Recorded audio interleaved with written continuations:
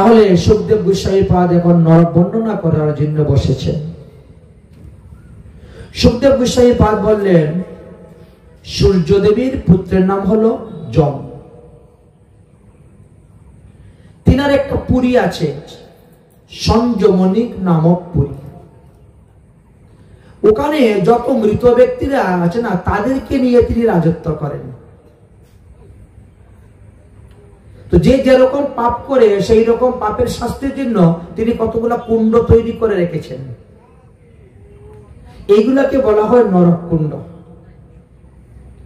আমাদের পৃথিবী হইতে দক্ষিণ দিকে জলের উপরিভাগে এই যম মহারাজের রাজ্যটা অবস্থান করতেছে। সেখানে 84 লক্ষ নরককুণ্ড আছে। যে যেমন পাপ করবে তিনি তেমনি ভাবে সেই নরকে গিয়ে ততদিন ভোগ করবেন। একটা সংবিধান করা আছে, কে কতটুকু পাপ করলে কোন নরকে কতদিন থাকতে হবে, সেখানে তাকে কি কি পানিশমেন্ট দেওয়া হবে, শাস্তি দেওয়া হবে। ওখানে কিন্তু আবার সুদে আসলে শাস্তি দেওয়া হয়। আসলও পাবেন, সঙ্গে সুদও পাবেন, একেবারে সুদে আসলে দিয়ে দিবে। আমি কয়েকবার গিয়েছিলাম তো আমার জানা আছে, একটু বলবো আপনাদেরকে, তখন বুঝতে পারবেন। কিন্তু শ্রীমদ্ ভাগবত মহাপুরাণে সুখদেব গোস্বামী পাদ তিনি বললেন, আমি তোমাকে 28টি নরকের কথা বর্ণন করব। কারণ এতগুলা বর্ণন করতে গেলে তো এমনি সময় চলে যাবে। তাই মুখ্য মুখ্য আমি 28টি নরককুণ্ডের কথা তোমার কাছে বলব। দেখেন, আমাদের প্রতিটা মানুষের পাপকে লিখার জন্য এক একটা মানুষের পিছনে 6 জন করে কায়স্থ আছে, লিখক বসে আছেন খাতা নিয়ে। তাহলে এক একজনে 4 ঘন্টা করে ডিউটি। 4 ঘন্টার মধ্যে যা পাপ করেছেন উনি ওনারা খাতায় লিখেছেন, পরের 4 ঘন্টায় যে পাপ করেছেন উনি ওনার খাতায় লিখেছেন, সবাই লিখতে আছেন। সমস্ত পাপ পুণ্যের কথা সব লেখা হচ্ছে। ওখানে কিন্তু ঘুষের কাজ হয় না, ঘুষ চলে না। যা কিন্তু ঘুষ আমাদের একাই নেই। সত্যিকে মিথ্যা বানাতে পারবেন, মিথ্যাকে সত্যি বানাতে পারবেন, নির্দোষ ব্যক্তিকে দোষী বানাতে পারবেন ঘুষ দিয়ে, দোষীকেও নির্দোষ প্রমাণিত করতে পারবেন ঘুষ দিয়ে। কিন্তু সেখানে কিন্তু চলবে না, সেখানে কোনো ঘুষের কাজ নেই। অতএব সাবধান হয়ে যাবেন, মনে করবেন না যে ওখানে গিয়ে ঘুষ দিয়ে বেঁচে যাব, উপায় নেই বাঁচার। তাহলে আমরা দেহের দ্বারা, বাক্যের দ্বারা এবং মনের দ্বারাই বহুবিধ পাপ করি। একে বলা হয় দৈহিক, বাচিক, মানসিক পাপ। তো আমরা যত প্রকার পাপ করি, এই সমস্ত প্রকার পাপকে কি করা হয় জানেন? 9টা খাতার মধ্যে লেখা হয়। আমাদের পাপের খাতা হলো 9টা। কোন পাপ করলে কোন খাতার মধ্যে এন্ট্রি হবে এটাও কিন্তু এদের দেওয়া আছে। যেমন মনে করেন, 9টির নাম আমি বলতেছি আপনাদেরকে। 1 নম্বর খাতার নাম হলো অতিপাতক,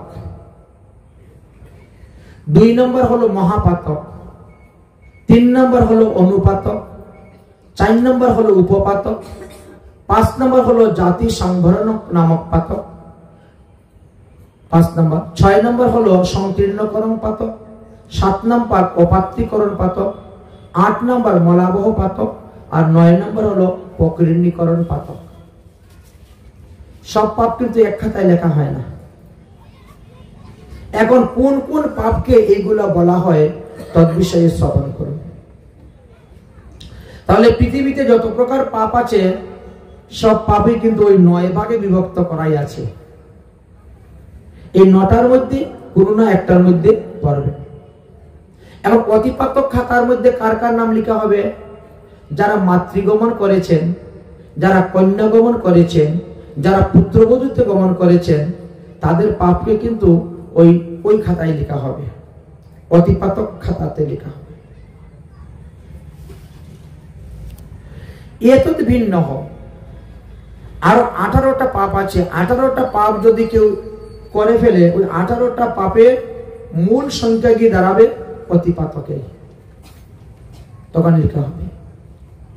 এবার মহাপাতক খাতার মধ্যে কি কি লেখা হয়? যারা ব্রহ্ম হত্যা করেছেন, যারা মদ্যপান করেন, যারা ব্রাহ্মণের স্বর্ণ চুরি করেছেন, যারা গুরুপত্নীতে গমন করেছেন, এই 4 প্রকার পাপ যারা করতেছেন, এগুলা মহাপাতকের খাতার মধ্যে লেখা হবে। গুরুপত্নী গমনের যে পাপ, এই পাপের সমতুল্য আরো কতগুলি পাপ আছে, 19টা পাপ আছে। 19টা পাপ যদি কেউ করে, তাহলে সে গুরুপত্নী গমনের যে পাপ, সেই পাপই পাতকী হয়ে যাবে। সেটা কি? সহোদর ভগ্নী, নিজের বোনেতে যারা গমন করতেছে, কুমারী, ঋতুবতী, ঋতুর পূর্বের বাচ্চাদের, শিশুদের যারা গমন করতেছেন, নিচু জাতির স্ত্রীতে যারা গমন করতেছেন, বন্ধুর স্ত্রীতে যারা গমন করতেছেন, ভাতিজির বউ, ভাইপুর বউ, ভাগিনা বধূ ইত্যাদিতে যারা গমন করেন, পুত্রের অসবর্ণা স্ত্রীতে যারা গমন করেন, মাসিতে গমন, পিসিতে গমন, শাশুড়িতে গমন, মাতুলানিতে গমন, পুরোহিতের স্ত্রীতে গমন, ভগ্নীতে গমন, আচার্য, স্কুল মাস্টার, শিক্ষক, গুরু স্ত্রীতে গমন, শরণাগতি স্ত্রীতে গমন, রাজরানীতে গমন, যে স্ত্রী লোক গৃহস্থ আশ্রম পরিত্যাগ করিয়াছেন তাতে গমন, শত্রু স্ত্রীতে গমন, সতী, সাবিত্রী, সাধ্বী, পতিব্রতা রমণীতে গমন, নিচবর্ণের পুরুষ হয়ে উচ্চবর্ণের স্ত্রীতে গমন। এই 19 প্রকার পাপ যদি কেউ করেন, তাহলে তিনি কিন্তু ওই মহাপাতকের মধ্যেও আবার পড়ে যাবেন। গমন করা হয়েছে। এবার বললেন, অনুপাতকের খাতায় কার কার নাম লেখা হবে?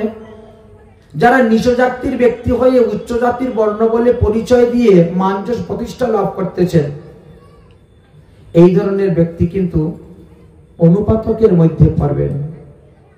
রাজদণ্ডে দণ্ডিত নয়, তাকে মিথ্যা সাক্ষী দিয়ে রাজদণ্ডে দণ্ড করা হয়েছে, সেও অনুপাতকের মধ্যে পড়বেন। গুরুজনের উপর মিথ্যা অপবাদ রটিয়ে গুরুজনদের নামে কলঙ্ক, এরা সব অনুপাতকের মধ্যে পড়বে। এত ভিন্ন আরো কিছু পাপ আছে, একত্রিত করলে সেটা অনুপাতকে হয়ে যায়। সেটা কি? নিদ্রাভঙ্গ, কতাশ্চবম সম্পদম প্রতিভেদনম, শিশু মাতৃ বিচ্ছেদেনম, ব্রহ্মহত্যা সমস্মৃতম। কাঁচা ঘুম থেকে হঠাৎ জাগিয়ে তোলা, এটা একটা অপরাধ। মানুষের মুখের উপর থেকে কথা বলে মুখ থেকে কথা কেড়ে নেওয়া, সেটা একটি অপরাধ। স্বামী স্ত্রীর মধ্যে প্রেম বিচ্ছেদ করিয়ে তাদের আলাদা করে দেওয়া, এটা একটা অপরাধ।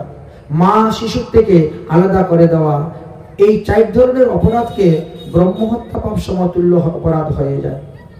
আর এই 4 ধরনের পাপ যিনি করবেন, তিনি আবার অনুপাতকের মধ্যেই তার পাপগুলাকে লেখা হয়ে যাবে।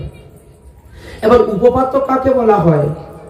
পরস্থিতে গমন, আত্মবিক্রয়ী, গো হত্যা করা, পিতামাতার সেবা না করা, গুরুজনের সেবা না করা, মাতা পিতাকে ত্যাগ করে দেওয়া, পুত্রকে ত্যাগ করে দেওয়া, জাতকর্ম সংস্কার আদি না করা, জ্যেষ্ঠ ভাই বিবাহ করার আগে কনিষ্ঠ ভাইয়ের বিবাহ করা, ব্রহ্মচারী স্ত্রী সম্ভোগ করা, স্ত্রী পুত্র আদি বিক্রয় করে দেওয়া, যথাসময়ে উপনয়ন সংস্কার গ্রহণ না করা, অর্থের বিনিময়ে হরিনাম সংকীর্তন করা, স্ত্রী লোকের উপপতির দ্বারা জীবিকা নির্বাহ করা, স্তম্ভন, মারণ, বশীকরণ, উচ্চাটন ইত্যাদি যাগযজ্ঞ মন্ত্রাদি শিক্ষা গ্রহণ করা, লোকের অনিষ্ট গ্রহণ করা, পেঁয়াজ, রসুন আদি আমিষ দ্রব্য গ্রহণ করা, দেবঋণ, পিতৃঋণ, ঋষিঋণ সুদ না করা, অহৎ শাস্ত্র আলোচনা করা, ধান্য, তামা, লোহা, ধাতু আদি দ্রব্য চুরি করা, পশু চুরি করা, মদ্যপান, স্ত্রীতে গমন করা, স্ত্রী হত্যা করা, নাস্তিকতা, এই 20টা পাপ সেটা উপপাতকের মধ্যেই পড়ে যাবে।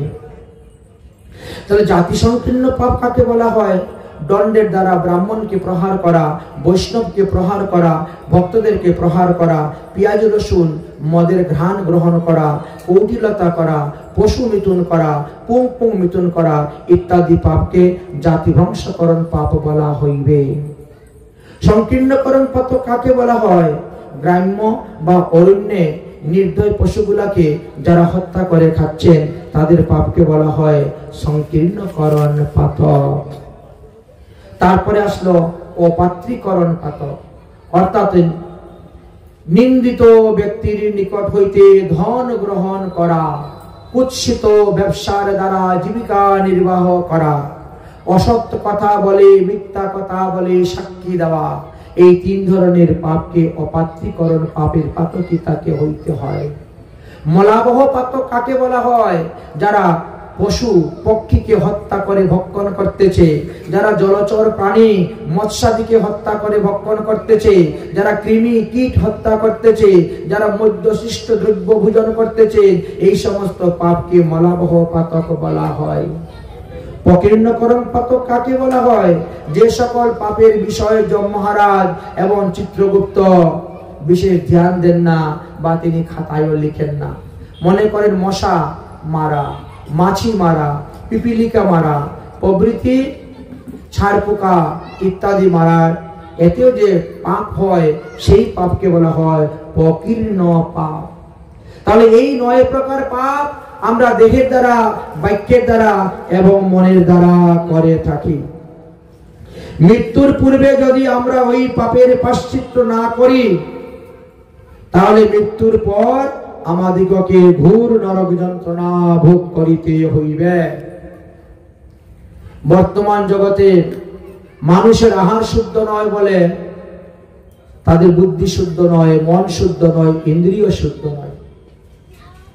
যদি কোনো নারী কোন সুন্দর পুরুষের দিকে তাকিয়ে মনে মনে তাকে স্বামী রূপে গ্রহণ করেন, বা কোন পুরুষ যদি কোন নারীকে দেখে তিনি কামে আত্মহারা হয়ে যান এবং সেই কামিনীতে সূত্রপাত করেন, তাহলে 100 বছর তাকে শুক্র কুণ্ডতে বাস করতে হইবে। 100 বছর শুক্রকুণ্ড নরকে বাস করার পর 100 বার তিনার কৃমিজুনিতে জন্ম হইবে, তারপরে তিনি শুদ্ধ হইবেন। যে ব্রাহ্মণ ব্যক্তি পুংসলী অথবা বেশ্যা অথবা মহাবেশ্যা হাতে অন্ন ভোজন করবেন, তাকে কালসূত্র নামক নরকে গিয়ে 100 বছর বাস করতে হয়। এই জন্য যার তার হাতে রান্না খেতে নাই। যার হাতে রান্না খাবেন তার পাপ আপনার গ্রহণ করা হইবে, পরিষ্কার বললেন। তাই ব্রাহ্মণ হইয়াও যদি, ব্রাহ্মণ কেন বলেন? যেহেতু 4 বর্ণের গুরু ব্রাহ্মণ, এই জন্য ব্রাহ্মণকে দিয়ে উদাহরণটা দেখাইলেন। এটা সবার ক্ষেত্রে। যে নারী অথবা যে পুরুষ পশুতে গমন করেন, তারা বজ্রকণ্টক নামেতে নরকে 100 বছর বাস করেন। যে মহামূর্খ নিজের গর্ভিণী স্ত্রীতে গমন করেন, তাকে 100 বছর তাম্রকুণ্ডে গিয়ে বাস করতে হয়। যে ব্যক্তি কামের অধীন হইয়া পরস্ত্রীর মুখমণ্ডল, বক্ষ, স্তনযুগল ইত্যাদি দর্শন করেন, ওই কামী পুরুষের শরীরে যতগুলা লোম আছে তত বৎসর তাকে দুঃখদ নামক নরকে বাস করতে হবে। তারপরে 3 জন্ম তিনি অন্ধ হয়ে জন্মগ্রহণ করবেন। যে সমস্ত পুরুষগণ কামের বশীভূত হইয়া অগম্য গমন স্থিতিতে গমন করেন, বা স্ত্রী হত্যা করেন, বা স্ত্রীকে দ্বারা ভ্রূণ হত্যা, গর্ভপাত করাচ্ছেন, তারা তো মহাপাপী। 14 জন ইন্দ্র যতক্ষণ পর্যন্ত রাজত্ব করবে, আর ততদিন পর্যন্ত তাকে কুম্ভীপাক নরকে গিয়ে বাস করতে হবে। তারপরে 1000 বার তাকে গৃহীত হয়ে জন্মগ্রহণ করতে হবে, 100 বার তাকে শূকর হয়ে জন্মগ্রহণ করতে হবে, 7 বার তাকে কাক হয়ে জন্মগ্রহণ করতে হবে, 7 বার তাকে সর্প হয়ে জন্মগ্রহণ করতে হবে, আর তারপরে 60,000 বৎসর বিষ্ঠার কৃমি হয়ে তাকে বাস করতে হইবে। তারপরে গলিত কুষ্ঠ রোগগ্রস্ত হয়ে তিনি জন্মগ্রহণ করবেন। যে শূদ্র ব্যক্তি ব্রাহ্মণ পত্নীতে গমন করতেছেন, ব্রাহ্মণের ধন হরণ করতেছেন, তাকে কুম্ভীপাক নরকে 1000 বৎসর অবস্থান করতে হয়। এই জন্য কোন কর্ম করার আগে বিচার করবেন, আমি যে কর্ম করতে যাচ্ছি এই কর্ম থেকে পাপ উৎপন্ন হবে না পুণ্য উৎপন্ন হবে। যদি কোনো পুরুষ কুলটা নারীতে গমন করেন, মৃত্যুর পরে তাকে তৃতীয় পক্ষী হয়ে জন্মগ্রহণ করতে হয়। যদি কোনো পুরুষ ধর্ষে নারীতে গমন করেন তাকে কাক হয়ে জন্মগ্রহণ করতে হয়। যদি কোনো পুরুষ পুংসলী নারীতে গমন করেন তাকে কুকিল হয়ে জন্মগ্রহণ করতে হবে। যদি কোনো পুরুষ বেশ্য নারীতে গমন করেন তাকে বক হয়ে জন্মগ্রহণ করতে হবে। যদি কোনো পুরুষ যুগ্মী নামক নারীতে গমন করেন তাহলে তাকে শকুর হয়ে জন্মগ্রহণ করতে হবে। আর যারা মহাবিশ্বাতে গমন করেন তারা শ্মশানে শালমলি বৃক্ষ হয়ে 7 বার বৃক্ষ জনি প্রাপ্ত হয়ে থাকেন। এই জন্য সাবধান করে দিয়েছেন। পরদার পরের স্বর্ণ গ্রহণ করা ইত্যাদি মহাপাপ। এতে কি হয়? 12 বৎসর পর্যন্ত তাকে কষায় নামক নরকে বাস করতে হয়। ব্রাহ্মণ হইয়া যদি ক্ষত্রিয় বৈশ্য স্ত্রীতে তিনি ভোগ করেন তাহলে তাকেও 14 জন ইন্দ্র যতক্ষণ পর্যন্ত রাজত্ব করেন ততক্ষণ পর্যন্ত তাকে ঘোর নরক যন্ত্রণা ভোগ করতে হয়। যে সমস্ত পুরুষগণ তারা অন্য লোককে বঞ্চনা করিয়া তাহার বিবাহিত স্ত্রীতে গমন করেন সেই ব্যক্তি অন্ধ তামস্রী নামক নরকে গিয়ে বাস করিয়া থাকেন। যেমন ভাবে পুরুষের পাপ হয় তেমনি নারীরও পাপ হইয়া থাকে এবং সেইভাবেই তাদেরকে ভোগ করতে হয়। যে সমস্ত রমণীগণ কূপভরে বিকৃতি মুখ করিয়া স্বামীর সঙ্গে কথা বলে, স্বামীকে কটুবাক্য বলে, ওই সমস্ত রমণীগণের শরীরে যতগুলা লোম আছে তত 1000 বৎসর পর্যন্ত তাকে উল্কামুখ নামক নরকেতে বাস করতে হয়। যমের কিঙ্করগণ তাদের মুখের মধ্যে উল্কা প্রদান করিয়া থাকেন, দণ্ডের দ্বারা প্রহার করিয়া থাকেন, আর তারপরে 7 জন্ম তারা রোগগ্রস্ত বিধবা রমণী হয়ে সারা জীবন কাটাতে হয়। যাহারা বন্ধু বান্ধবগণকে কটুবাক্যের দ্বারা দগ্ধ করেন তাদেরকে বহির কুণ্ড নামক নরকেতে বাস করতে হয়। গাত্র লোম যতটা আছে তত বৎসর পর্যন্ত বাস করার পরে 3 জন্ম তিনি পশুজনী প্রাপ্ত হইয়া থাকেন। যারা কুটুম্ব দর্শন করে চোখ ফিরিয়ে নেয়, কটু কথা বলেন, ভরণ পোষণ করার মতো ক্ষমতা থাকা সত্ত্বেও কৃপণতা করেন, কুটুম্বদের ভরণ পোষণ করেন না, তাদেরকে মহারৌরব নামক নরকে বাস করিতে হয়। যে কটুভাষিনী নারীগণ স্বামীকে নিরন্তর কটুবাক্যের দ্বারা দুঃখ দেয়, কষ্ট দেয়, যমদূতগণ তাকে তীক্ষ্ণ কণ্টক নামক কুণ্ডেতে বাস করতে ফেলে রেখে দেয় এবং 7 জন্ম তিনি অন্ধ হয়ে জন্মগ্রহণ করেন, 7 জন্মই তিনি বিধবা জীবন যাপন করতে হয়। যে ব্যক্তি আগত অতিথিকে সেবা করায় না সে গুহত্যা পাপী হয়, তার সমস্ত পুণ্য তখন ওই গৃহস্থ সঙ্গে করে নিয়ে চলে যান। যাহারা বাড়ির কর্মচারীদের সঙ্গে দুর্ব্যবহার করে তাদেরকেও রৌরব নামক নরকে বাস করতে হয়। যে সমস্ত গৃহস্থ তৃষ্ণার্ত, লুব্ধ, সন্তপ্ত ব্রাহ্মণ সাধুগুরু বৈষ্ণবদেরকে ভোজন করায় না তাদেরকে তপ্ত নামক কুণ্ডেতে বাস করতে হয়। যে অতিথি আপনার গৃহ থেকে দুঃখ পেয়ে অভুক্ত অবস্থায় চলে গেলেন, ওই অতিথির শরীরে যতগুলা লোম আছে তত বৎসরই আপনাকে নরকজনিতে ভোগ করতে হবে, আর তারপরে 7 জন্ম আপনি পক্ষী হয়ে জন্মগ্রহণ করবেন।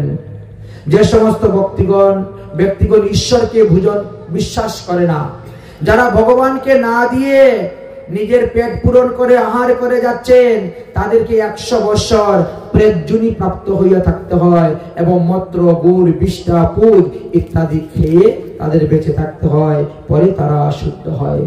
যাহারা মাতা পিতা, গুরুজন, ভার্যা, পুত্র কন্যা, অনাথ শিশুদেরকে ভরণ পোষণ করেন না তাদেরকে গড় নামক কুণ্ডেতে 1000 বৎসর বাস করতে হয়।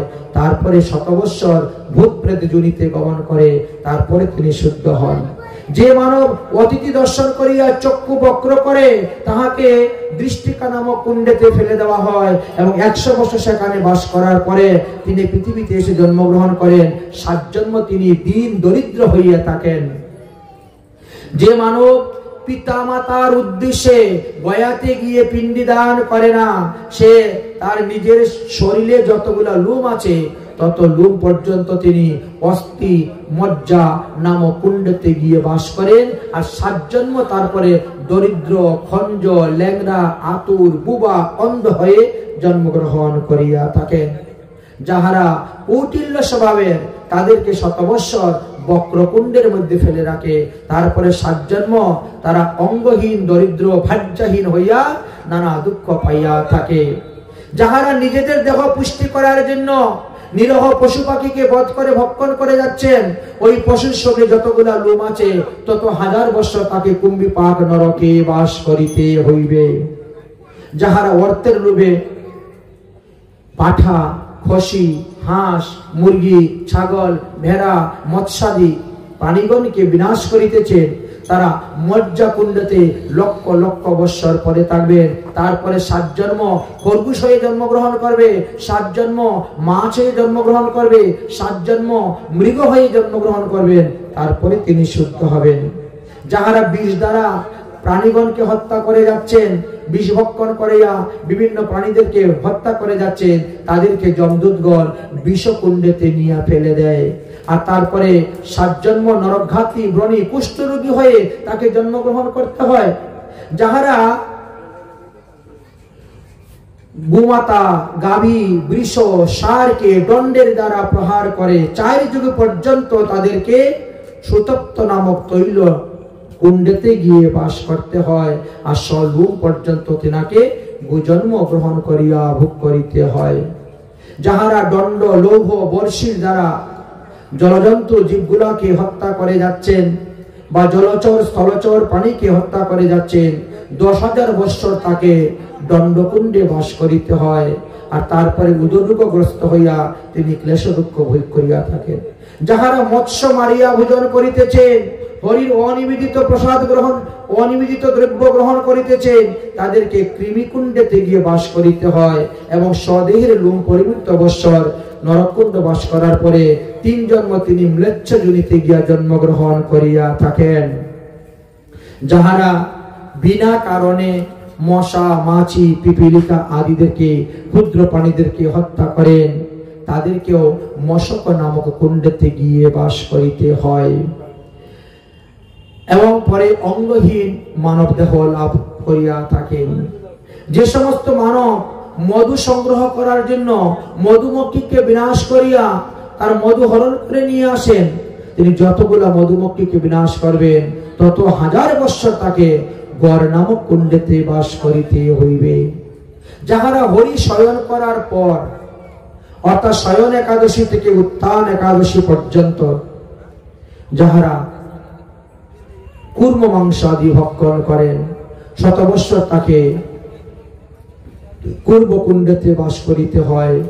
তারপরে 3 জন্ম শূকর, 3 জন্ম বিড়াল, 3 জন্ম ময়ূর হয়ে তাকে জন্মগ্রহণ করিতে হয়। যাহারা খড়গ দ্বারা জীবকে ছেদন করিতেছেন, 14 পিণ্ড যতক্ষণ রাজত্ব করবে ততক্ষণ অসিপুত্র নামক নরকে তাদেরকে বাস করতে হবে।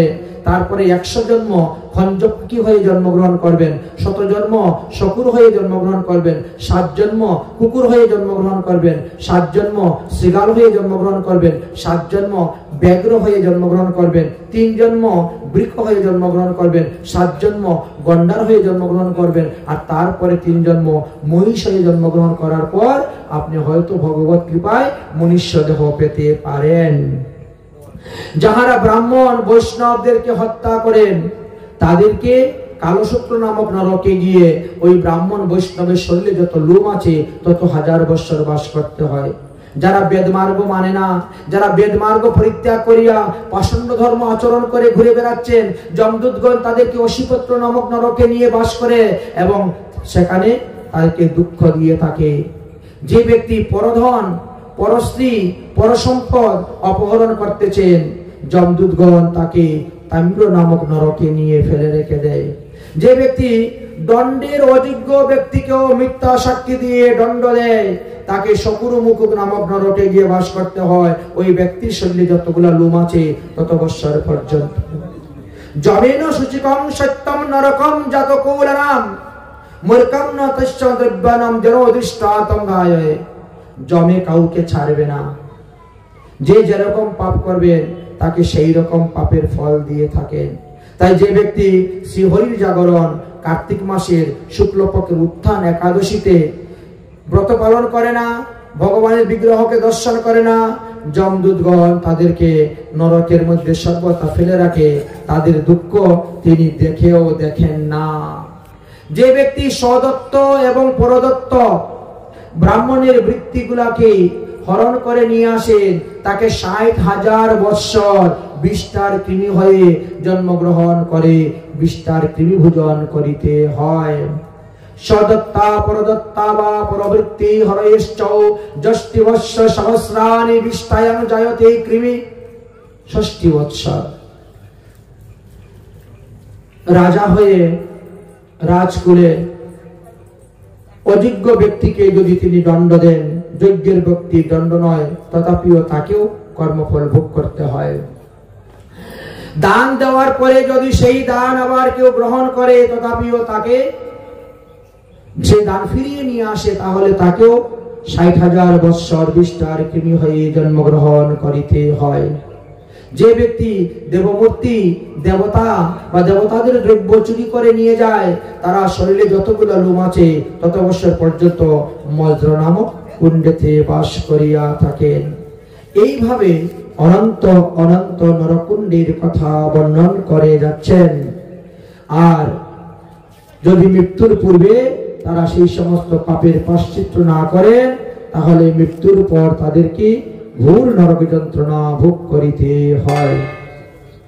আরে দস্যু বৃত্তি করে দেবা লোকের বদে প্রাণ, করাতে কাটিয়া তারে করে যে খান খান, পরধন যে চুরি, যমদূত কাটে তারে খণ্ড খণ্ড করি, যমদূত কাটে তারে খণ্ড খণ্ড করি।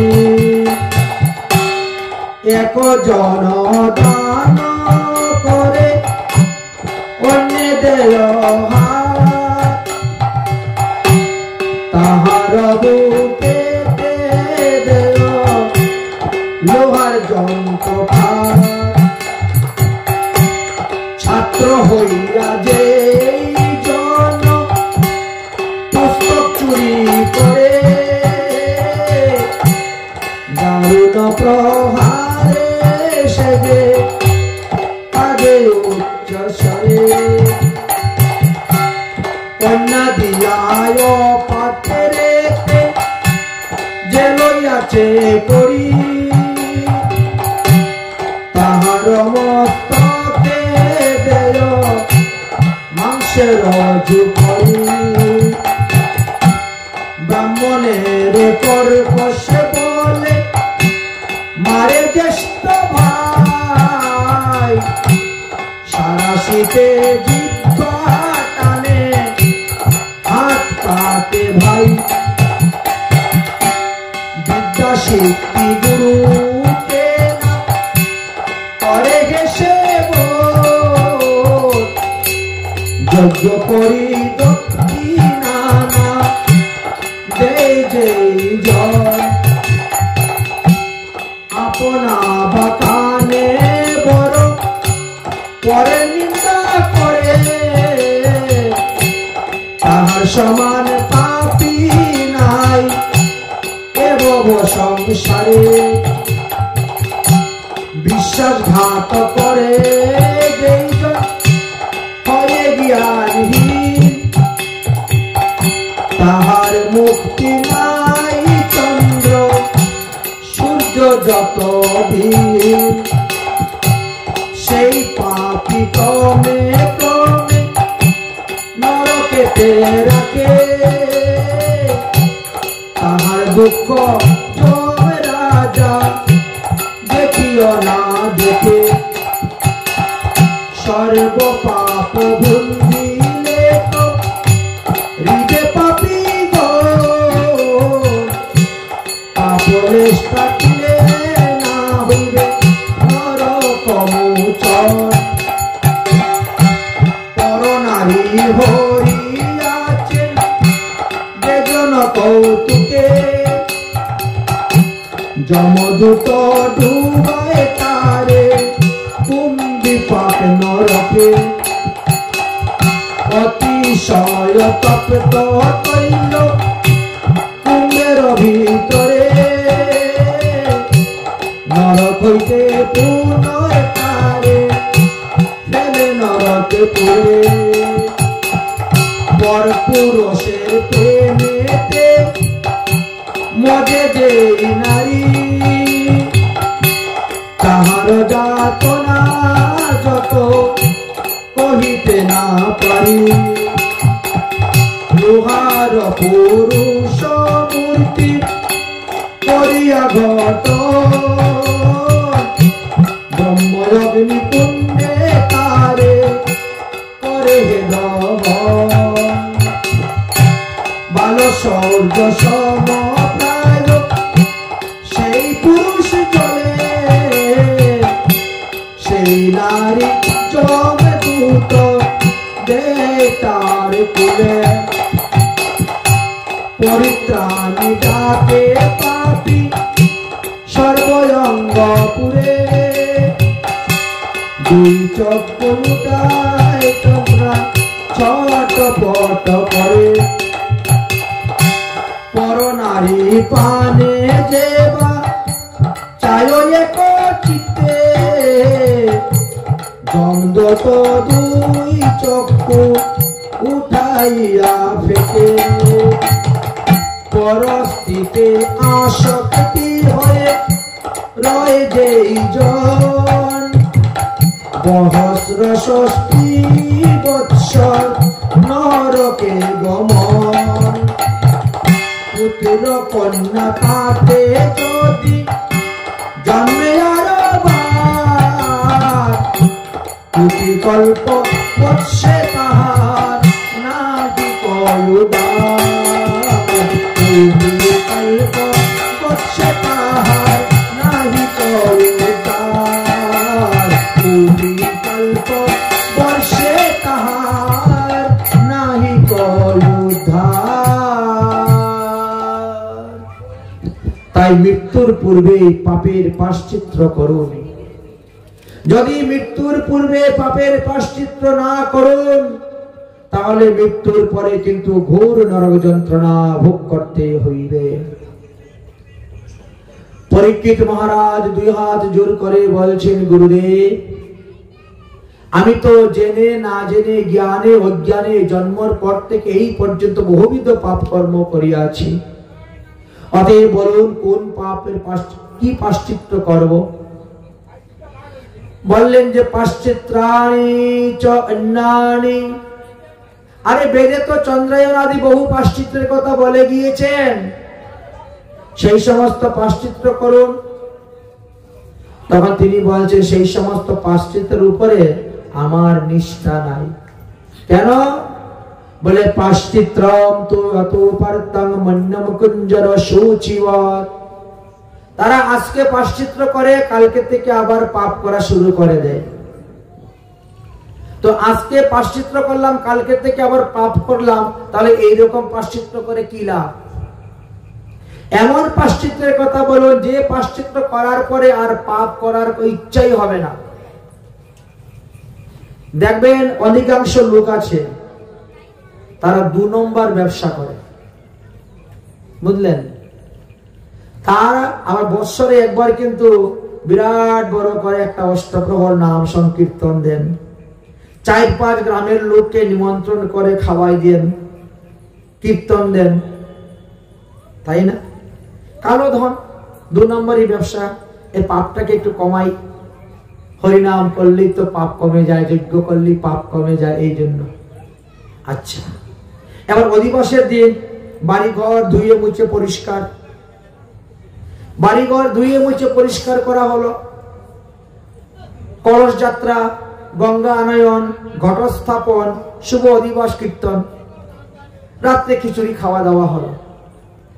পরের দিন তো নাম যজ্ঞ শুরু হয়ে গেল। এবার নাম যজ্ঞতে খিচুড়ি 2-4-5 গ্রামের লোককে খাওয়ানি দেওয়া হলো। তারপরের দিন দধির্বাণ্ড ভঞ্জন, মহন্ত বিদায়। যেই দধির্বাণ্ড ভঞ্জন হয়ে গেল, মহন্ত বিদায় হয়ে গেল, এবার শুরু হয়ে গেল আবার মাছ, মাংস, হাঁস, মুরগি। তো এই পাপের প্রায়শ্চিত্ত করে কি লাভ হলো? এই জন্য বলা হয়েছে এটা কুঞ্জর সূচিবৎ।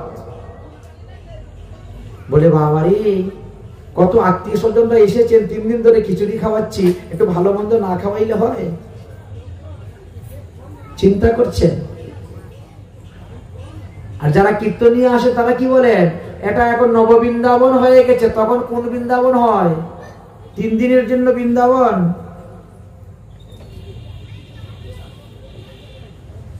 এই অবস্থা। এই জন্য বলছেন এইরকম প্রায়শ্চিত্তের কোনো দাম নেই। আজকে প্রায়শ্চিত্ত করব, কালকে পাপ করব, পরশু প্রায়শ্চিত্ত করব, আবার পাপ করব, তারপরে প্রায়শ্চিত্তের আগে হরিবল। এবার সেই পাপটা কি করবেন? সেই পাপটা তো আপনাকে ভোগ করতেই হবে। অতএব গুরুদেব বেদে যে চন্দ্রায়ণাদি প্রায়শ্চিত্তের কথা লিখেছেন তার উপরে আমার আস্থা নাই। এর থেকে উত্তম কোন সিদ্ধান্ত থাকলে বলুন। তখন বলছেন অজ্ঞানে করে পাপ, জ্ঞানে হরে। অতএব জ্ঞান, তুমি সবিশেষ ভগবত জ্ঞান লাভ করো, তাহলে তোমাকে ভিতরে পাপ করার প্রবৃত্তি আসবে না। নির্বিশেষ ব্রহ্ম জ্ঞান আর সবিশেষ ভগবত জ্ঞান দুটো আলাদা। নির্বিশেষ ব্রহ্ম জ্ঞান কি করে?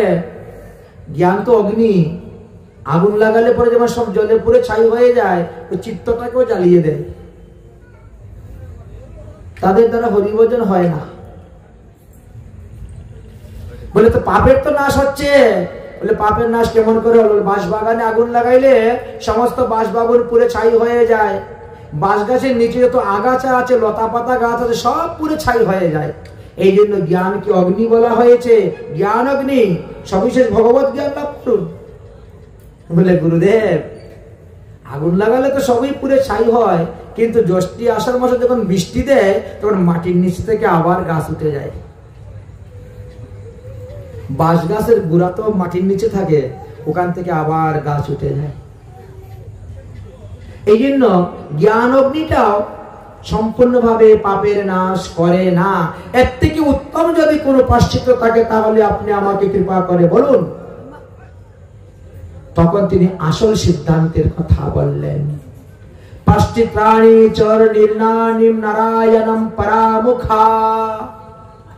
সবথেকে শ্রেষ্ঠ প্রায়শ্চিত্ত হলো ভগবানের মন্ত্রে দীক্ষা গ্রহণ করে, ভগবানের প্রসাদ গ্রহণ করে ভগবানের দাস হয়ে যাওয়া।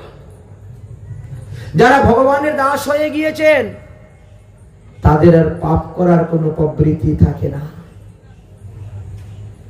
তারা বলবে আমরা ভগবানের প্রসাদ খেয়ে 5 দিন যদি বেঁচে থাকি তাও ভালো।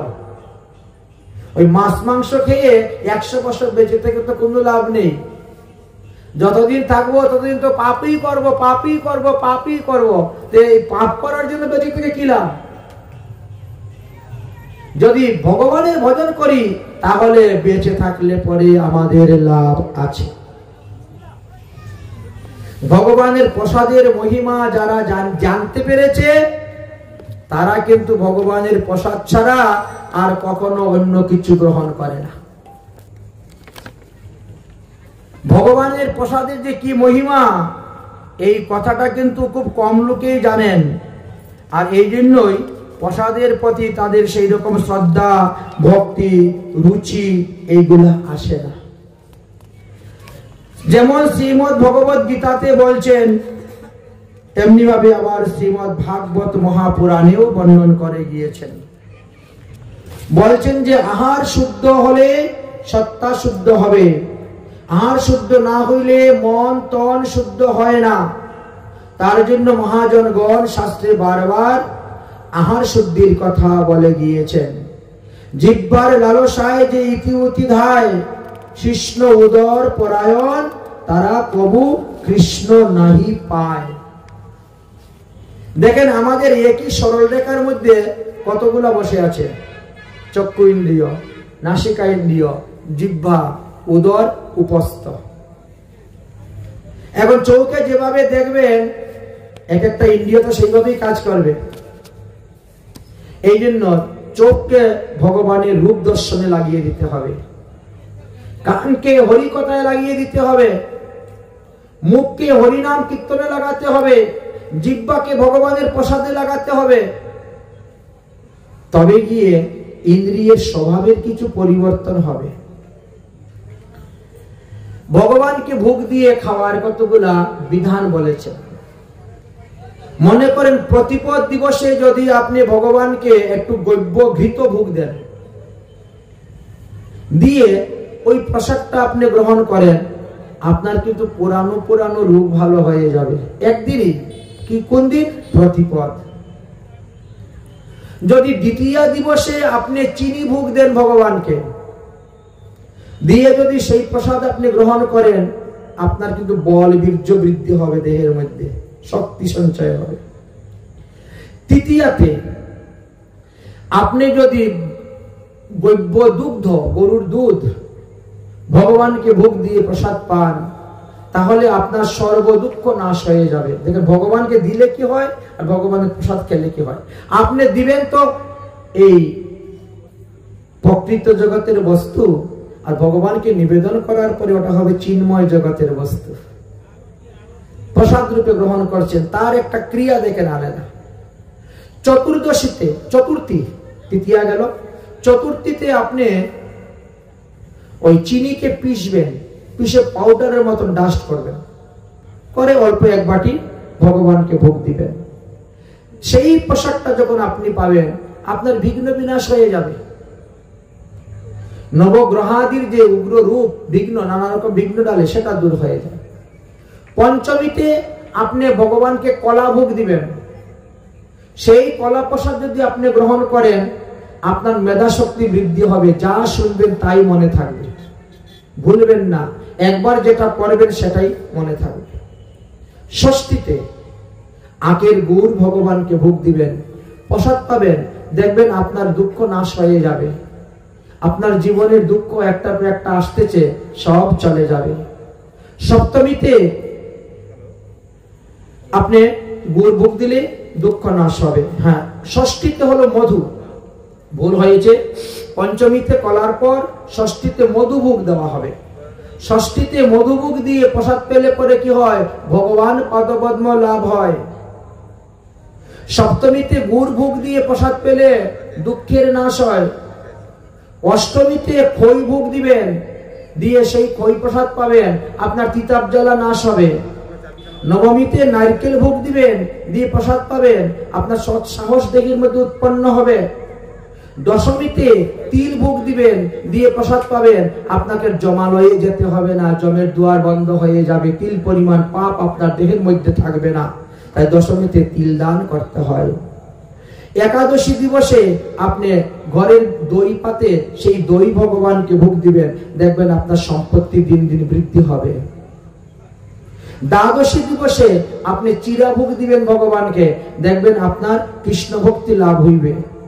ত্রয়োদশীতে দুধ ফাটিয়ে ছানা বা পনির বানিয়ে আপনি ভগবানকে ভোগ দিবেন, সেই প্রসাদ পাবেন, দেখবেন আপনার বংশে পুত্র সন্তানের জন্ম বেশি হইবে, বংশ বৃদ্ধি হইবে। চতুর্দশীতে আপনি ছাতু ভোগ দিবেন, আপনি বিষ্ণুলোক প্রাপ্ত হবেন।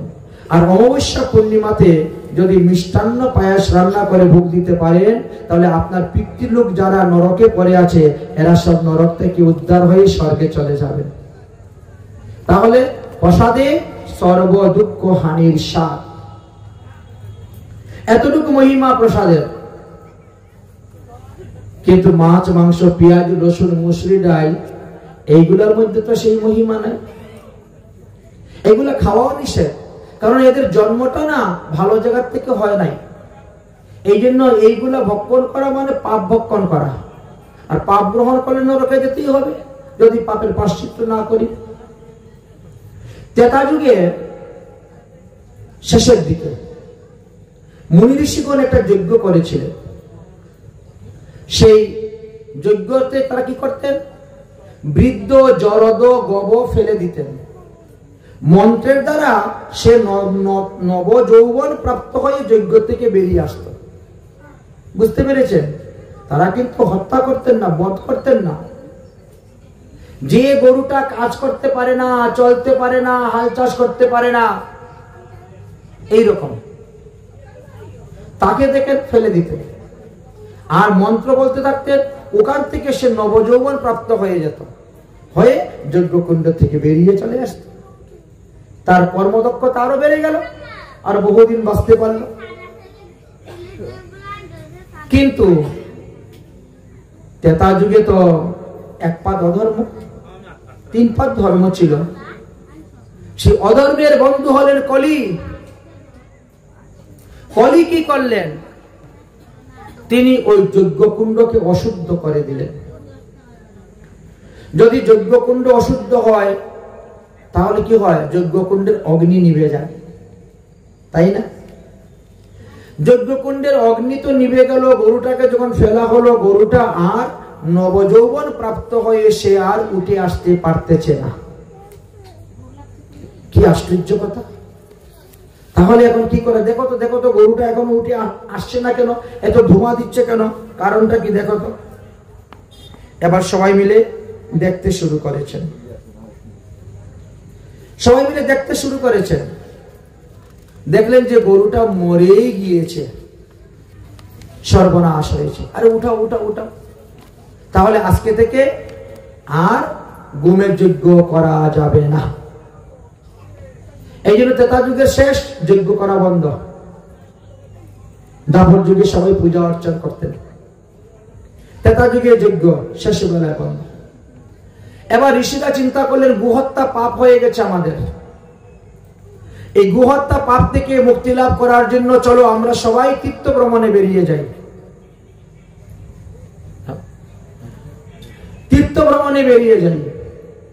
এই জন্য একটা মাটিতে গর্ত করে ওই গরুটাকে মাটিতে পুঁতে দিয়ে তারা তীর্থ ভ্রমণে চলে গেছে। এদিকে কি করেছে কলি তো গাছের উপরে বসা ছিল, অধর্মের বন্ধু, সেই তো যজ্ঞটাকে নষ্ট করেছে। সে উঠে কি করেছে? ওই জায়গাটা গর্ত খুলে ওই গরুটাকে আবার বের করেছে। গরুটাকে বের করে কি করেছে? ওটাকে কেটে, মরা গরু তো মাটিতে পুঁতে দিয়েছেন, ওটাকে কেটে টুকরো টুকরো করেছে, করে এক এক জায়গায় এক একটা স্থানে সে লাগিয়ে দিয়েছে। কিছুদিন পরে দেখা গেল কি, যেখানে গরুর শিং লাগিয়েছিল সেখান থেকে একটা চিচিঙ্গা গাছের জন্ম হলো। পৈঠা, চিচিঙ্গা বা কুশি বলা হয় কেউ কেউ, কারণ তার জন্মটা গরু শিং থেকে হয়েছে বলে এই জন্য এটা ভগবত সেবায় লাগে না। চিচিঙ্গা কখনো ভগবানের সেবায় দিতে নাই। তারপরে গরুর কান হইতে উৎপন্ন হলো তামাক পাতা, এই জন্য তামাক এটা সেবা করা নিষিদ্ধ, ভগবানকে দেওয়া হয় না। গরুর মাংস হইতে জন্ম নিল পেঁয়াজের, এই জন্য হিন্দু মাত্রেই পেঁয়াজ খাওয়া নিষিদ্ধ। গরুর চর্বি হইতে জন্ম নিল রসুনের, ওই যে কেটে কেটে আলাদা আলাদা করে স্থাপন করেছিল, রেখেছিল, এক একটা স্থান থেকে এক একটা দ্রব্যের জন্ম হচ্ছে। গরুর রক্ত হইতে জন্ম নিল মসুরি ডাল। গরুর লিঙ্গ হইতে জন্ম নিল গাজর, এই জন্য ভগবানকে কখনো মসুর ডাল নিবেদন করা হয় না, কখনো গাজর দেওয়া হয় না, গাজর দিতে না। গরুর অন্ডকোষ হইতে কাটা বেগুন, জঙ্গলে পাওয়া যায় না, কাটা গাছে ভর্তি থাকে, ছোট ছোট বেগুন ধরে, এর জন্ম কিন্তু অন্ডকোষ হইতে। গরুর পেট হইতে জন্ম নিয়েছে গুল লাউ, এই জন্য গুল লাউ যেগুলা সেইগুলা ভগবানকে দেওয়া হয় না, লম্বা লাউ গুলা, কদুগুলা দেওয়া হয়, দেওয়া নিষিদ্ধ। জন্ম নিলেন। গরুর লেজ থেকে জন্ম নিল কপি। গরুর কিডনি থেকে জন্ম নিল বিট। গরুর নাড়ি ভুঁড়ি থেকে জন্ম নিল পুঁই শাক, এই জন্য পুঁই শাক ভগবানকে দেওয়া হয় না। রাঙ্গা শাক, লাল শাক, নইটে, কাটা নইটে ইত্যাদি, এই জন্য এই সমস্ত দ্রব্য ভগবানকে নিবেদন করা নিষেধ। বৃন্দাবনে সপ্ত দেবালয়ে কখনো এই সমস্ত দ্রব্য ভোগ দেওয়া হয় না। এবার আসলো হিং। হিং কিন্তু গাছের আঠা, কিন্তু এই হিঙের মধ্যে ব্রহ্মহত্যা পাপ আছে। কিভাবে ব্রহ্মহত্যা পাপ আসছিল, এটা হলো আগামী দিবসের পাঠ। আগামী দিবসের পাঠ বৃত্তাসুর বধ কাহিনী আসবে, আর সেখানে ওই হিঙের জন্ম কথা আলোচনা হবে। এটা আজকের পাঠের বিষয় নয়, তাই এই জন্য দেওয়া হয় না। এই যে মাঘ মাসে আমরা মূলা খাই না, এই মূলা গণেশের দাঁত থেকে উৎপন্ন হয়েছিল। ভগবান পরশুরাম আর গণেশের মধ্যে যুদ্ধ হয়েছিল। সেই যুদ্ধে গণেশের দাঁত ভেঙে পড়েছিল মৃত্যুলোকে, এবং তার থেকে মূলার উৎপত্তি হয়েছিল। এই জন্য মূলা সেবন করা হয় না। ঠিক তেমনি ভাবে আমাদের কিছু কিছু দ্রব্য আছে যেগুলা খেলে পরে আমাদের ভক্তি রাজ্যে অগ্রসর হইতে পারি না। যেমন মনে করো, পঞ্চমীতে বেল খাওয়া নিষিদ্ধ। পঞ্চমী দিনে যদি কেউ বেল খায় তাহলে তার কলঙ্ক হইবে, কারণ ধরা সতীর স্তন হইতে এই বেলের উৎপত্তি হইয়াছিল। এই জন্য বেল খাওয়া নিষিদ্ধ। সপ্তমী দিবসে তাল খাওয়া নিষিদ্ধ। এই তাল বিশ্বামিত্র তৈরি করেছিলেন, নারকেল বিশ্বামিত্র তৈরি করেছিলেন তপস্যার দ্বারা। এই জন্য সপ্তমীতে তাল ভক্ষণ করা নিষিদ্ধ। সপ্তমীতে তাল খেলে আপনার শরীর নাশ হইবে। অষ্টমীতে নারকেল খেলে মূর্খতা প্রাপ্ত হইবেন, লেখাপড়া মনে থাকবে না। এই জন্য যারা স্টুডেন্ট আছেন, স্কুলের ছাত্র আছেন, বিদ্যালয়ে যান, এদেরকে কিন্তু কখনো অষ্টমীতে নারকেল খাওয়াবেন না, তাহলে এদের স্মরণ শক্তিটা হ্রাস হয়ে যাবে, লুপ্ত হয়ে যাবে। এই জন্য নিষেধ। এবার আরো দুটা বস্তু আসলো আমাদের, একটা হলো চাকি উল আর একটা হলো মাসকালাই ডাল। এই দুটি বস্তুও বৃন্দাবনে সপ্তদেবালয়ে ভোগ লাগে না। দুর্গা যখন মহিষাসুরের সঙ্গে যুদ্ধ করেছিলেন, তখন মহিষাসুরের বিষ্ঠা হইতে ওই চাকি উলের উৎপত্তি হয়েছিল, আর মহিষাসুরের নয়নের জল হইতে ওই মাসকালাই ডালের উৎপত্তি হয়েছিল। এই জন্য শ্রীধাম বৃন্দাবনে সপ্তদেবালয়ে এইগুলা ভোগ লাগানো হয় না।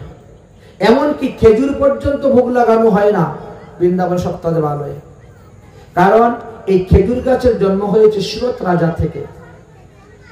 আমাদের এই পৃথিবীতে সর্বপ্রথম সুরত রাজা দুর্গা পূজা করেছিলেন, কিন্তু সুরত রাজা যখন দুর্গা পূজা করেছে তখন তিনি জীব হত্যা করেছেন। এখনো কোথায় কোথায় দেখবেন মহিষ বলি হয় দুর্গা পূজায়, এমন প্রথা আছে কোথায় কোথায়। তো সুরত রাজা যখন করলেন, করার পরে তিনি মারা গেলেন, স্বর্গে যেতে রওনা হলেন।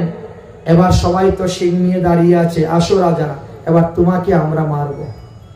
সুরত রাজা বলছে, মা দুর্গা, তুমি আমাকে রক্ষা করো, তোমার পূজা করার জন্য আমি করেছিলাম জীব হত্যা, এখন সেই জীবেরা আমাকে মারতে দাঁড়িয়ে আছে, আমাকে স্বর্গে যেতে দিচ্ছে না, রক্ষা করো, রক্ষা করো। মা দুর্গা কেমন করে রক্ষা করবে? তিনার হাতে তো মুক্তি নাই, তিনি কাউকে মুক্তি দিতে পারবেন না। তখন তাকে কি করলে, একটা খেজুর গাছ বানিয়ে রেখে দিতে, থাক। খেজুর গাছের মধ্যে পাটা কষি কত শিং মারবে বলেন তো? আর ওই মহিষী বা কত শিং মারবে? খেজুর গাছ কত মজবুত দেখেন না, কত শক্ত। এই জন্য খেজুরের রস, খেজুরের গুড়, খেজুর বৃন্দাবনের সপ্তদেবালয়ে কখনো দান করা হয় না, নিবেদন করা হয় না, ভোগ লাগানো হয় না। আমাদের খাদ্যের উপরে অনেক কিছু নির্ভর করে। যেমন মনে করেন, প্রতিদিন যদি আমরা কুমড়া ভক্ষণ করি তাহলে আমরা দিন দিন অর্থহানি হইবে। বলে এত টাকা রুজি করি, যায় কোথায়? অনেকে বলে না এরকম, টাকা তো কামাই করতে কম করি না, প্রতি মাসে 15-20 হাজার টাকা কামাই করি, কিন্তু মাস পুরালে পরে তো দেখি টাকা 10,000, 5,000 জমাও হয় না। যায় কোথায় এত টাকা? কোথায় যাবে আপনি নিজেই বুঝতে পারছেন না। অতএব প্রতিদিন কুমড়া খাওয়া ভক্ষণ করুন, দেখবেন ঘরে অর্থ উপার্জন হইবে, অর্থ থাকবে। দ্বিতীয় দিবসে পটল খেতে নাই, বরবটি। দ্বিতীয়াতে বরবটি খাওয়া নিষিদ্ধ। যদি দ্বিতীয়াতে কেউ বরবটি খায় তাহলে কৃষ্ণ ভক্তি তার লাভ হইবে না, কৃষ্ণ ভজনের ইচ্ছাই হবে না, ওই দেবীর পূজা করতে ইচ্ছা হইবে। আহারের উপরে কতগুলা গুণের নির্ভর করে। এই জন্য শ্রীমদ ভগবদ গীতায় বারবার ভগবান শ্রীকৃষ্ণ বলতেছেন, আহার শুদ্ধ কর। শতগুণের আহার করো, তবে সাত্বিক গুণ আসবে, হরিভজন করতে ইচ্ছা হবে। তৃতীয়াতে পটল খেলে শত্রু বৃদ্ধি হয়, এই জন্য তৃতীয়া দিবসে কখনো পটল খেতে নাই। চতুর্থীতে মূলা ভক্ষণ করিলেও ধন হানি হয়। পঞ্চমীতে বেল খেলে কলঙ্ক হয়। ষষ্ঠীতে নিম পাতা খেলে বৃক্ষজনী পক্ষীজনী প্রাপ্ত হইতে হয়। সপ্তমীতে তাল খেলে শরীর নাশ হয়। অষ্টমীতে নারিকেল খেলে মূর্খতা প্রাপ্ত হয়। নবমীতে লাউ খেলে এটা গোমাংস ভক্ষণ সমতুল্য অপরাধ হয়, এই জন্য লাউ খাওয়া নিষেধ। দশমীতে কলমি শাক ভক্ষণ করা গু বধ সমতুল্য পাপ হইয়া থাকে। একাদশীতে পঞ্চরবিশস্য ভক্ষণ করলে কুম্ভিপাক নরকে গমন করতে হয়। দ্বাদশীতে পুঁইশাক ভক্ষণ করলে ব্রহ্মহত্যা পাপ হয়। ত্রয়োদশীতে বেগুন খাইলে পুত্র হানি হয়, এই জন্য ত্রয়োদশীতে বেগুন খাওয়া নিষিদ্ধ। চতুর্দশীতে মাস কলাই ভক্ষণ করলে চিররোগ হয়, একটা রোগ শেষ হতে না হইতে আরেকটা রোগ। আর অমাবস্যা পূর্ণিমাতে যারা আমিষ গ্রহণ করে যাচ্ছেন তাদেরকে তো সোজা নরকেই যেতে হবে। এই জন্য আহার শুদ্ধ ও সত্তা শুদ্ধ হবে। আর সত্তা যখন শুদ্ধ হইবে তখন আপনার দেহ শুদ্ধ হইবে, মন শুদ্ধ হইবে, বুদ্ধি শুদ্ধ হইবে। অতএব আপনারা আহারটাকে শুদ্ধ করুন। তাহলে পাশ্চিত্র, এই পাশ্চিত্রের দ্বারা কি হয়? সমস্ত পাপের নাশ হয়। তাই এমন পাশ্চিত্র করুন যে পাশ্চিত্র করার পরে আর পাপ করার জন্য কোনো প্রবৃত্তি মনের মধ্যে না আসে, যে যা পাপ করেছি করেছি, নিঃশ্বাসের বিশ্বাস নাই কখন দেহ থেকে প্রাণ পাখি উড়ে যাবে, তাহলে আজ থেকে আর পাপ করব না। এখন যে কয়দিন বেঁচে আছি ভগবানের প্রসাদ খেয়েই বাঁচি। আরে বাবা, মাছ মাংস খাইলেও তো মরতেই হবে, আর প্রসাদ খাইলেও মরবেন। সাধুরা তো মরে, সাধুরা তো প্রসাদ খায়, মরে তো তারা মরে। কিন্তু সাধুরা যখন মরে সাধুদেরকে ধরে কিরকম জানেন? আর অসাধু মরলে কিরকম ধরে? ওই বিড়াল যখন তার নিজের বাচ্চাকে ধরে তখন কিরকম ধরে, আর যখন ইঁদুরের বাচ্চাকে ধরে তখন কিরকম ধরে, একটু বুঝে নেন। তাই ধরতে যখন আসবে সাধুদেরকে কিরকম ধরবে আর অসাধুকে কিরকম ধরবে, ধরার কায়দা কিন্তু দুই রকম। বিড়াল যেমন তার নিজের বাচ্চাকে যখন ধরে নিয়ে যায় তখন বাচ্চা কিন্তু দুঃখ পায় না, কষ্ট পায় না, আঘাত হয় পায় না, ব্যথা পায় না। আর যখন ইঁদুরের বাচ্চাকে ধরে, ধরার সঙ্গে সঙ্গে ইঁদুরের বাচ্চা ঘাড় মটকে যায়, রক্ত বেরিয়ে যায়, মরে যায়। এই জন্য বর্ণন করে গেলেন যদি ভজন হরি ভজন করে মরতে পারেন তাহলেই মঙ্গল হইবে, কল্যাণ হইবে। এখন সুখদেব গোস্বামীকে প্রশ্ন করলেন, আচ্ছা গুরুদেব, এমন কি কোনো দৃষ্টান্ত আছে, উদাহরণ আছে যে সেই ব্যক্তি সারা জীবন খালি পাপ পাপ পাপ পাপই করে গেছে আর মৃত্যুর কিছুদিন পূর্বে সে সাধু হয়ে গেছে, সমস্ত পাপ কর্ম ছেড়ে দিয়ে হরি ভজন করতে শুরু করেছে, আর মরার পরে সে বৈকুণ্ঠ ধামে চলে গেছে, নরকাদি যন্ত্রণা ভোগ করতে হয় নাই, এমন কোন প্রমাণ আছে কি? বলে আছে তো, আছে। বলে কোথায়? বলে কান্য কবজ দ্বিজহ কশ্চিৎ দাসন পদিতম মাজনি, নাম কি তার? অজামিলা।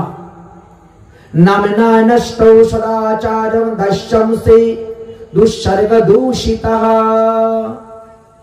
অতএব অজামিল নামে কান্যকুব্জ দেশে এক ব্যক্তি ছিলেন, যিনি প্রথম জীবনে সাধু ছিলেন, সদাচারী ছিলেন, কিন্তু ধীরে ধীরে দুষ্ট লোকের সঙ্গ করতে করতে করতে করতে তিনিও দুরাচারী হয়ে যান। তিনি বিবাহ করেছেন এক উত্তম কুলের নারীকে, ব্রাহ্মণ কুলে, কিন্তু বিবাহিত স্ত্রীকে পরিত্যাগ করে তিনি এক বেশ্যাতে আসক্তি হয়ে গিয়েছিলেন। বেশ্যার রূপে যৌবনে মুগ্ধ হয়ে তিনি মাতা পিতাকে ত্যাগ করে, বিবাহিত স্ত্রীকে ত্যাগ করে ওই বেশ্যালয়ে গিয়ে থাকতেন বেশ্যার সঙ্গে। যখন সবাই জানতে পারলো তখন তাকে সমাজ থেকে বের করে দেওয়া হলো। সেই অজামিল সেই বেশ্যা রমণীকে নিয়ে জঙ্গলে একটা ঘর বানিয়ে বাস করতে শুরু করলো। আর সেইখানে থাকতে থাকতে অজামিলের ঔরসে ওই বেশ্যার গর্ভে 9টি পুত্র সন্তান জন্ম নিয়েছে। এবার 10ম সন্তান জন্মের সম্ভাবনা। দেবর্ষী নারদ দেখলেন সর্বনাশ, এত বড় মহাপাপী, তাকে যদি আমি হরিনামের দ্বারা উদ্ধার করতে পারি তাহলে এই জগতে নামের মহিমা প্রচার হইবে। তিনি ভগবানের কাছে উপস্থিত হলেন, হে প্রভু, সত্যযুগে তো 4-5 ধর্ম, 1 পাদ অধর্ম নেই, কিন্তু এই সত্যযুগে এই কান্যকুব্জ দেশে অজামিল নামক ব্রাহ্মণের পুত্র এত দুষ্কর্ম কুকর্ম কেন করতেছে, কেনই বাস? অতএব সেই অজামিলকে আপনার নামের দ্বারা উদ্ধার করব প্রভু।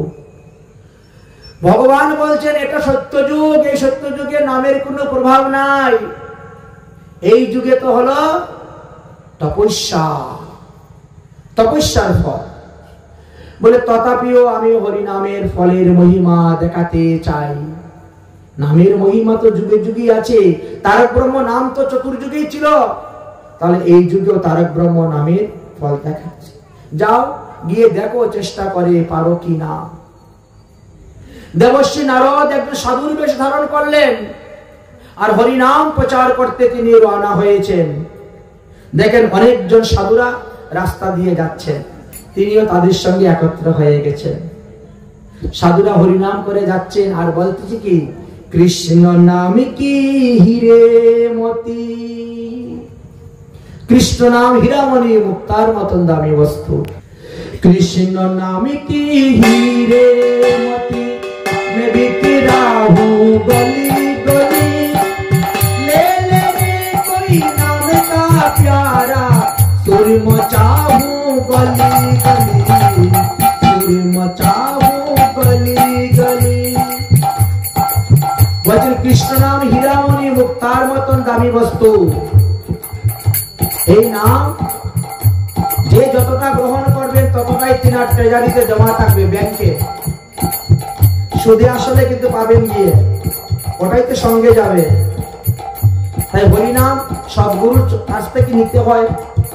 দেবর্ষী নারদ সদ্গুরু তিনি এসে হরিনাম প্রচার করতে গেছেন, আসো আমার কাছ থেকে হরিনাম নিয়ে যাও, আমি হরিনাম বিতরণ করার জন্য এসেছি। আশ্রয় করিয়া ভজে তারে কৃষ্ণ নাহি তেজে, আর সব মরে অকারণ। তাই সদ্গুরুর দেবের চরণাশ্রয় করেই হরিনাম ভজন করতে হয়, হরিনাম করতে হয়। দেবর্ষী নারদ বলছেন, কৃষ্ণ নাম কি হিরে মতি, मैं बिक राहू गली गली, ले ले रे कोई नाम का प्यारा, सुर मचाहू गली गली, सुर मचाहू गली गली, सुर मचाहू गली गली, सुर मचाहू गली गली। সাধুরা তীর্থ ভ্রমণ করতে বেরিয়েছেন, তাই তারা গলি গলি যাচ্ছেন আর হরিনাম প্রচার করে করেন। যখন দেখলেন হরিনাম নিতে কেউ আসে না, তখন লোকদেরকে বুঝাচ্ছেন, ও মায়ে কা दीवानी सुन लो, एक दिन ऐसा आएगा, हाथी घोड़ा माल खजाना यहीं पर रे जाएगा, यहीं पर रे जाएगा। अरे कलिर जी, তোমরা যে ধন দৌলত নিয়ে পড়ে আছো, এইগুলো তো সঙ্গে যাবে না, এগুলো তো এখানেই থেকে যাবে। তাই যা সঙ্গে যাবে সেইটাই তাকে গ্রহণ করো। মায়ে কা दीवानी सुन लो, एक दिन ऐसा आएगा, हाथी घोड़ा माल खजाना यहीं पर रे जाएगा, यहीं पर रे जाएगा। सुंदर काया तेरी मिट्टी होगी, যতই সাবান মাখেন না কেন, শ্যাম্পু দেন না কেন, এই শরীর একদিন মাটি হয়ে যাবে। শরীর চর্চা করার জন্য মানুষ ঘন্টার পর ঘন্টা সময় নষ্ট করে পার্লারে গিয়ে, তাই না? সুন্দর কায়া তেরি মিট্টি হোগি, চর্চা হোগি গলি গলি, ले ले रे कोई नाम का प्यारा, सुर मचाहू गली गली, सुर मचाहू गली गली।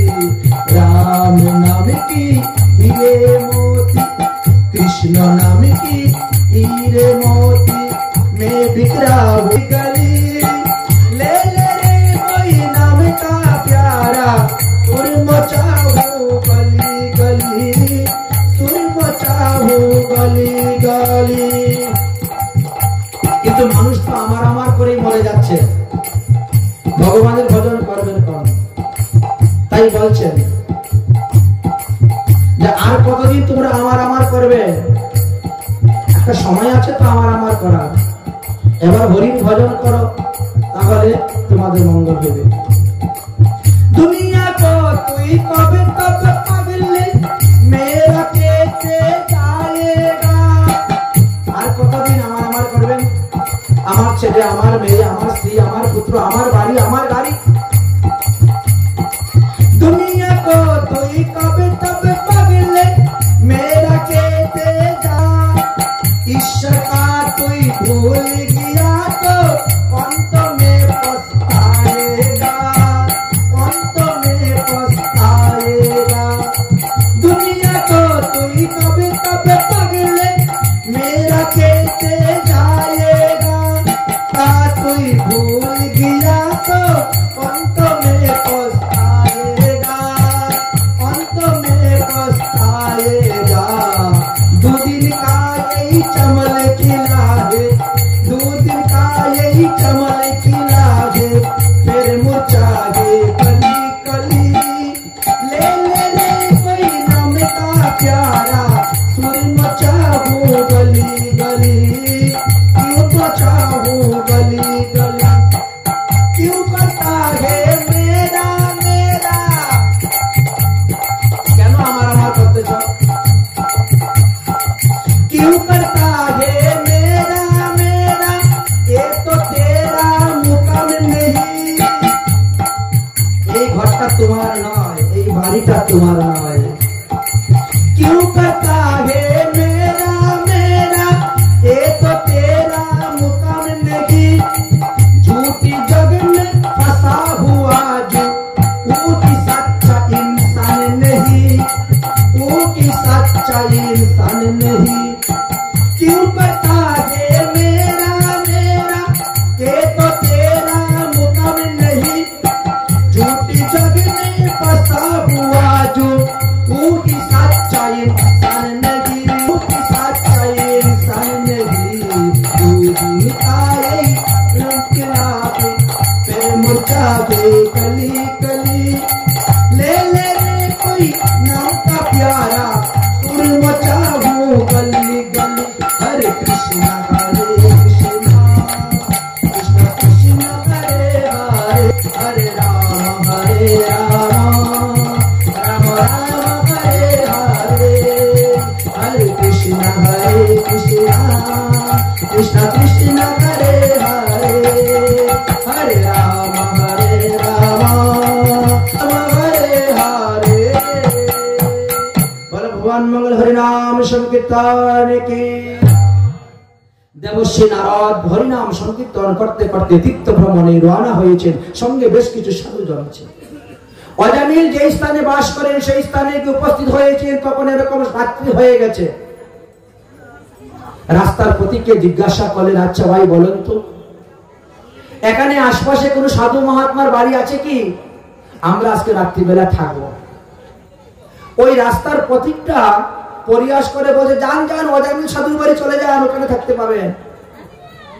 সাধুরা বিশ্বাস করে চলে গেছেন। অজামিলের বাড়ির দিকে যখন রওনা হয়েছেন, অজামিলের দ্বিতীয় স্ত্রী সেই বেশ্যা রমণী দেখলেন, ওরে বাবা রে, আমার বাড়ির দিকে সাধুরা আসতেছে, নিশ্চয়ই পূর্বজন্মে আমার কোনো সুকৃতি ছিল, এই জন্য আজকে আমার বাড়িতে সাধুরা আসতেছে।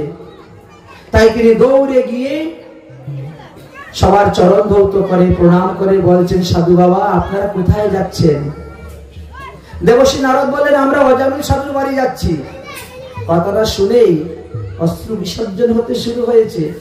সাধু বাবারা আপনারা ভুল রাস্তায় যাচ্ছেন, এই অজামিল কোনো সাধু নয়, সে মদ্য পান করে, মাংস আহার করে, প্রাণী হত্যা করে, জীব হত্যা করে, চুরি করে, ডাকাতি করে। তুমি কে গো? আমি তার ধর্মপত্নী, আমি তার বিবাহিত স্ত্রী। তুমি তোমার পাপের কথা বলে দিলে, তোমার স্বামীর দুশ্চরিত্রের কথা বলে দিলে। হ্যাঁ বলবো তো।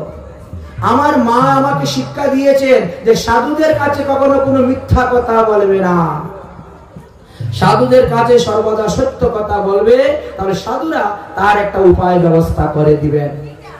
তাই সত্য কথাই বলছি। আচ্ছা ঠিক আছে, আমরা যখন এসেই পড়েছি তাহলে আজকে আমরা এখানেই থাকবো। বাবা থাকবেন কোথায়? সমস্ত ঘরে মাছ মাংসে ভর্তি, পেঁয়াজ রসুন মদের গন্ধে টিকতে পারবেন না, ঘরে থাকার মতো কোনো জায়গাই নেই। তাহলে আমরা বাইরে থাকবো। আরে বাইরে যে থাকবেন বাবা, আমি তো একটা বেশ্যা নারী, আমি একটা মহাবেশ্যা নারী, আমার হাতের এক গ্লাস জলও তো আপনারা গ্রহণ করবেন না। আপনাদের সেবা যে দিব, এক গ্লাস জল দেওয়ার মতন যোগ্যতা আমার নাই, অধিকার আমার নাই। দেবশ্রী নারদ বলছেন আমরাই জল আনবো, আমরাই রান্না করবো, আমরাই খেয়ে দিয়ে চলে যাব, কি আছে, একটু থাকি আজকে তোমাদের আম গাছের নিচে, ঠিক আছে। দেখেন রান্না বান্না করে খাওয়া দাওয়া করে থাকলেন, রাত্রিবেলা সবাই আপাদমস্তক ঢেকে এবার সবাই শুয়ে পড়েছে আম গাছের নিচে, মশায় কামড়ায়। এখন সাদা সাদা উত্তরী সাধুদের কাছে, সাধুরা হলেন পরমহংস, তাই তারা সাদা পোশাক ব্যবহার করেন। সাধুরা এই জন্য পরমহংস বেশ ধারণ করেন, সাদা পোশাক ব্যবহার করেন। আপাদমস্তক ঢেকে ঢেকে সবাই আম গাছের নিচে শুয়ে পড়েছেন। অজামিল রাত্রে 12টার সময় মদ খেয়ে চুরি ডাকাতি করে আস্তে আস্তে বাড়িতে আসতেছে হেলে দুলে। এসে দেখছে আম গাছের নিচে এতগুলা মরা, দেখে তো তার হুশ উড়ে গেছে। সাদা কাপড় দিয়ে ঢাকা, আমরা কেউ মারা গেলে সাদা কাপড় দিয়ে ঢেকে রাখি না। বলছি এতগুলা মরা কে এনে আমার বাড়িতে রেখে দিয়েছে আমাকে ফাঁসাবার জন্য। চিৎকার দিয়ে উঠেছে। ওর স্ত্রী দৌড়ে এসে মুখের মধ্যে দৌড়েছে, চুপ চুপ চুপ, এরা কেউ মরানো হয়, এরা সাধু শান্ত মহাত্মা, তারা সর্বদা মৃত্যুর জন্য প্রস্তুত। তাই 24 ঘন্টা তাদের কপালে ঊর্ধ্বপুণ্ড তিলক থাকে, তাদের গলায় তুলসীর মালা থাকে, সর্বদা তারা শ্বেত বস্ত্র কাফন বস্ত্র পরিধান করে তৈরি। আমরা তৈরি আছি, আসেন যম মহারাজ যখন খুশি তখন নিয়ে যান। মৃত্যুর জন্য আমরা তৈরি। যারা তৈরি নয় তারা কিন্তু ওই গতকালকে ভরতের মতন পস্তাইতে হবে, বুঝেছেন? এবার তৈরি হয়ে থাকবেন। হরির ভজন করতে গিয়ে হরিণের ভজন করবেন না, তাহলে পস্তাতে হবে। যাই হোক, এবার রাত্রি থাকলেন। সকালবেলা বলছেন অজামিল আমরা তো চলে যাচ্ছি, তবে যাওয়ার সময় একটা কথা বলে যাই, তোমার স্ত্রীকে দেখে মনে হচ্ছে ইনি গর্ভবতী এবং সেই গর্ভেতে একটি পুত্র সন্তান জন্ম দিবেন। অতএব এই পুত্র সন্তান জন্ম হলে এই পুত্রের নাম রাখবেন নারায়ণ। বলে আমার ছেলের নাম নারায়ণ রাখলে তোমাদের কি লাভ? বলে আমাদের ইষ্ট দেবের নাম নারায়ণ। যদি কেউ নারায়ণ শব্দ বলে ডাকে আমরা খুব আনন্দ পাই, সন্তুষ্ট পাই। সাধুর কাছে কথা দিলেন আর সেই তারপরে সাধুরা চলে গেলেন। পুত্র সন্তান জন্ম নিল, তখন পুত্র সন্তানের নাম তিনি নারায়ণ রেখেছিলেন। নারায়ণ রেখেছিলেন। তিনার এখনো 20 বছর পরবায়ু বাকি আছে। আর তার মধ্যে হঠাৎ তিনি অসুস্থ হয়ে পড়ে গেলেন। দেখলেন 2টি জমের দুধ এসেছে তিনার হাত পা বেঁধে নিয়ে যাওয়ার জন্য। আর তখন তিনি ওই পুত্রকে ডাকতেছেন, হে পুত্র নারায়ণ তুমি কোথায়? আসো, জমের দূতরা আমারে ধরে নিয়ে চলে যাচ্ছে। সঙ্গে সঙ্গে ভগবান বিষ্ণুদূত পাঠিয়ে দিলেন। জমের দুধকে সরিয়ে দিয়ে বিষ্ণুদূতরা তাকে মুক্ত করে দিলেন এবং তারা বুঝিয়ে দিলেন যে ভগবানের নাম আসন্ন মৃত্যুর সময় জপ করলে সমস্ত পাপ থেকে মুক্ত হয়ে যায়। বিষ্ণুদূতরা তাকে নিয়ে গেলেন না, কিন্তু এই দৃশ্য দর্শন করার পরে তিনার নির্বেদ উপস্থিত হয়ে গেছিল এবং তিনি তারপরে বিষ্ণু মন্ত্রে দীক্ষা গ্রহণ করে হরিদ্বারে গিয়ে হরিভজন করলেন আর হরিভজন করে নিত্যধামে চলে গেলেন। তিনাকে পাপ আর ভোগ করতে হলো না। তাই অজামিল দেখেন নামাজ করে তিনি মুক্ত হয়ে গেছিলেন। আর আমরা যারা প্রকৃতভাবে হরিনাম করি তাদের তো মুক্তি হবেই হবে। তাই আমরা এই স্থানে অজামিল চরিত্রটা সংক্ষেপে বিশ্রাম দিলাম।